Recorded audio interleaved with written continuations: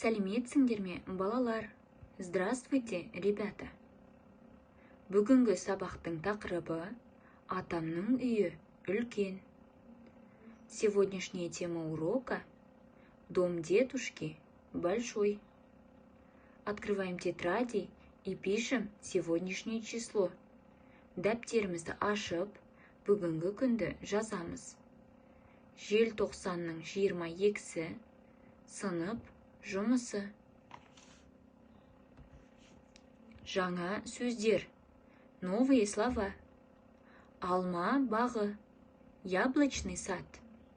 Бақша суарады. Поливает сад. Мен бақша суарамын. Я поливаю сад. Сен бақша суарасың. Ты поливаешь сад. Сіз бақша суарасыз. Вы поливаете сад. Ол бақша суарады. Он поливает сад. Открываем книгу, страница 124. Тыңда, қайтала оқы. Послушай, повторяй, прочитай. Атам ауылда тұрады. Дедушка живет в деревне. Атамның үйі үлкен. Дом дедушки большой. Атамның алма бағы бар. У дедушки есть яблочный сад.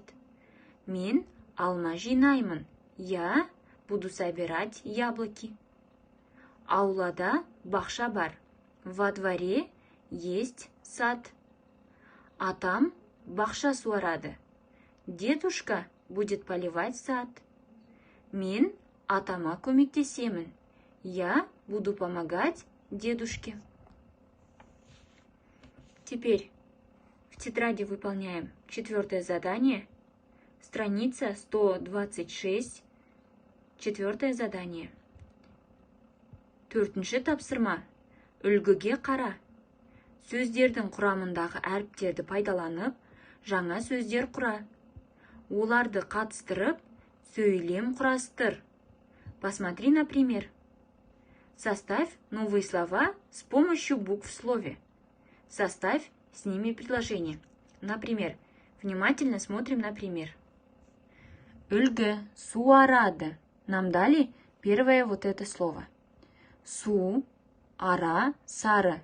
Выходит из этого слова. Су, ара, сары.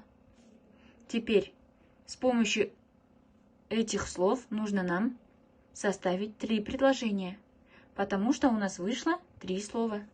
Сколько слов у вас выйдет, столько и предложений пишите.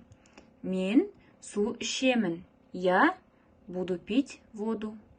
Араны көрдім. Я увидел пчелу. Бұл сары гүл. Это желтый цветок. Теперь вам дали еще 3 слова. Бақша, сад, алма, яблоко и шарбақ. Например, я вам один раз подскажу. Бақша. У нас выйдет слово бақ и ақша. Можете составить 2 предложения на эти слова. Самостоятельно пишите остальные 2 слова. Осымен қазақ тілі сабағы аяқталды. Сау болыңдар, балалар.